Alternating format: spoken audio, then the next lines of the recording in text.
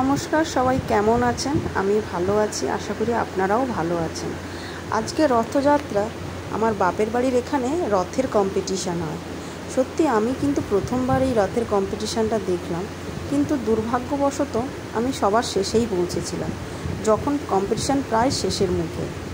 আমি গিয়ে কয়েকটা রথের দর্শন পেয়েছিলাম, যেমন এইটা আরও ছোটোখাটো একটা দুটো দেখেছিলাম, কিন্তু সত্যি কথা বলতে আমি ভাবতেই পারি না যে জগন্নাথ মন্দিরের আশ্রমের রথ ছাড়া আমাদের এখানে আরও অন্য কোনো রথ হতে পারে।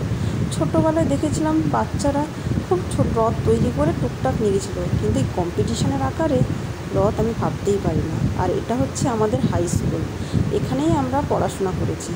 এবং দূর থেকে দেখো আমার মা কিন্তু আমাকে ডাকছে, সন্ধে হয়ে গেছে, সন্ধে জ্বালতে হবে।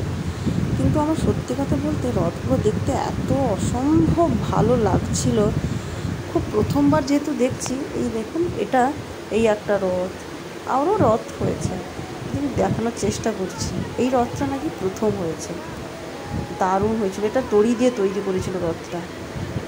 একদম শেষে ওরা নিয়ে যাচ্ছিল, আমি দাঁড়াও আমি একটু ভিডিও একটু বানিয়ে ফেলি। তো ভাবতেই পারিনি এত সুন্দর রথের দেখা হবে। যাই হোক, বাজার থেকে এসে রথ দেখে এসে চলে এসেছি, জিলিপি নিয়ে চলে এসেছি। আর এত গরম, ওকে সারা বাচ্চাটাকে কোলে করে নিয়ে যেতে হয়েছিল। আমি বললাম ড্রেসটা চেঞ্জই করে নিই।